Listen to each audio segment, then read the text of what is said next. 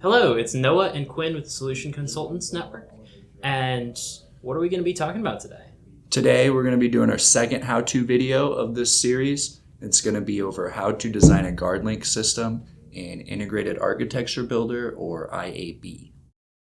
What is Guardlinks? So Guardlink is a safety communication protocol that will allow standard or traditional safety end devices that aren't SIP safety to be visible on an Ethernet IP network and be part of the connected enterprise.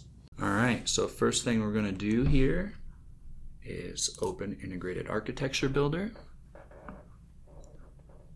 It does take a few seconds on my computer, so it will probably take a few seconds on yours as well. You'll get this pop-up, and we're going to select New Project. We'll do a basic template. All right, so this is kind of the main screen that pulls up here. For the purpose of this activity, we're going to be just focused on designing a Guardlink circuit. So the first thing we need to do in order to do that is come up here to this button that says New Hardware, and we're going to add some new hardware. Again, might think for a second or two. You're going to get this pop up. And for this, we want the Guardmaster Guardlink Safety Relay. That's what we're going to use for this. So we're going to click Safety Relay, select OK. And then it is going to throw this, looks like a chassis, but it's really just a placeholder there kind of for safety relays. So then if you come down here, you can see these are all the parts that we can add all of the hardware here. We're going to go to Guardmaster Safety Relays. And the first thing we're going to do is put this ENETR guy here on the left. This is the Ethernet IP interface module for the Guardlink system. So this is where you're going to set your IP address, and this is actually what's going to transmit all this data back over Ethernet back to your PLC. So now that we have the Ethernet interface module, we're going to come down here to Safety Relays. The third one down is our Guardlink Safety Relay. So we're going to drag him up into the second spot in that chassis. So this is basically what we want. We want this Ethernet IP interface module, and then we want this DG Guardlink Safety Relay. So after you have those two placed, you kind of hover above the Guardlink Safety Relay, right click, click Attach to a Guardlink Circuit, and then go Attach to a new Guardlink Circuit. It'll pull up a generic name, that's fine for this. And then basically we did the hardware, we just got done doing the hardware, and now this is kind of showing you the network side of the Guardlink system. So this Guardlink Safety Relay, we have two channels, channel 1 and channel 2. Each channel can do up to 32 devices, so you can actually do up to 64 devices on this one safety relay, which is pretty amazing. So I have a napkin design of a Guardlink system that I'm going to be creating here. I'll throw it up in the top right corner of the screen so you guys can see. It's basically 5 safety devices. First one's going to be an assembled e-stop, then a Lifeline 5 cable pull, then a non-contact sensor guard switch, then a 450L basic light curtain, and the last one in the chain is a guard locking switch. So there's lengths on all of the cables that you can see there too. So we're going to go ahead and get to designing that system, and I'll just kind of walk you through here step by step what we need to do.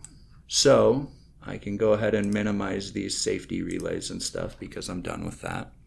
The first thing in my chain is going to be an assembled e-stop. So e-stop, assembled e-stop, and this is the part number I want right here, this first guy. pull and drag him up there. You can see he's the first guy in the chain. It pulled in the tap there for me. So I'm just going to go keep dropping these other 4 devices that I have. The next one's a Lifeline 5 cable pull e-stop. Drag him next in line. My next one is a non-contact SensaGuard switch,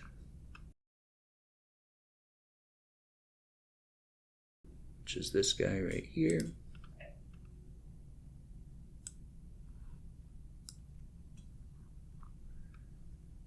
And then I go to a light curtain. I'm doing 30 millimeters, so that's the difference between these two. Is this one's 14 millimeter resolution and this one's 30. You double click it, it'll bring up a configuration wizard for you. Or if you drop it in there, it'll ask you for the height of the light curtains. Do 900 millimeters for this, accept. You can kind of see here that both of these light curtain sticks, the receiver and the transmitter, will both get power from this tap. There's a splitter right there to allow both of those light curtains to be added to that single tap. And then our last one is an electromagnetic guard locking switch.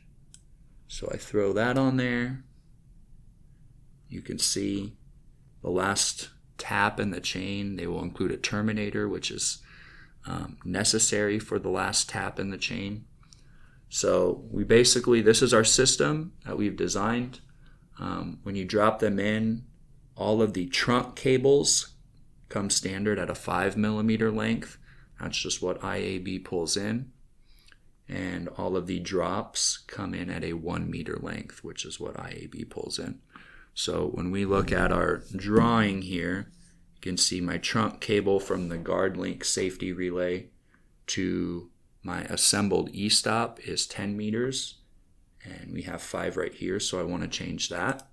So I click on the e-stop. I go down to modify connection to Guardlink 1. I go to channel node properties. You can see there's some things you can get in here and change. If we go to tap and drop cable, that would be your drop, but we want to change the trunk cable in this instance. So shows, you can kind of see it's grayed out that it's currently a 5 meter cable. We want to change it to a 10. So I click 10, select OK. Now you can see my first trunk cable is now 10 meters instead of 5. So I'm just going to follow along my drawing, 5, 5, 5, and then my last one I want 10 as well. So I'm going to change this 5 meter cable to a 10 meter cable. I do it the same way. I go to trunk cable. You can see it's selected at 5 now. I'm just going to select 10. Now you can see my trunk cable's 10 meters there. And then I wanted to go into my SensaGuard switch, this one, and change my drop cable length to 5 meters. So it pulls in standard at 1. I want to change that length from 1 meter to 5 meters. And this one's the drop cable. So you can see the 1 meter is highlighted here. We're going to select the 5 meter and then click OK. So now you can see my drop cable for this non-contact switch is 5 meters, which is exactly what I wanted.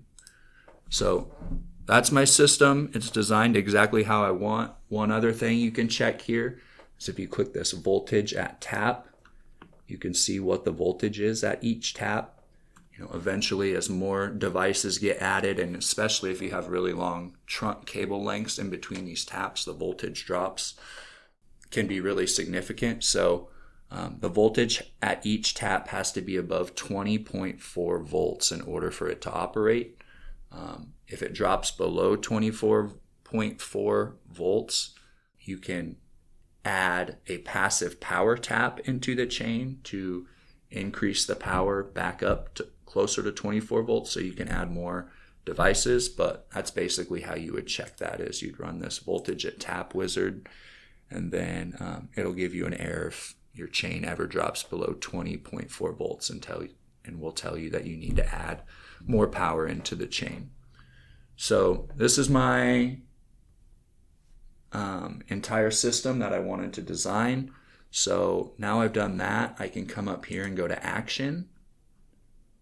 Get this out of the way. I can go to action and run a project completeness wizard. And this will tell me I have 0 errors in my system, 0 alerts.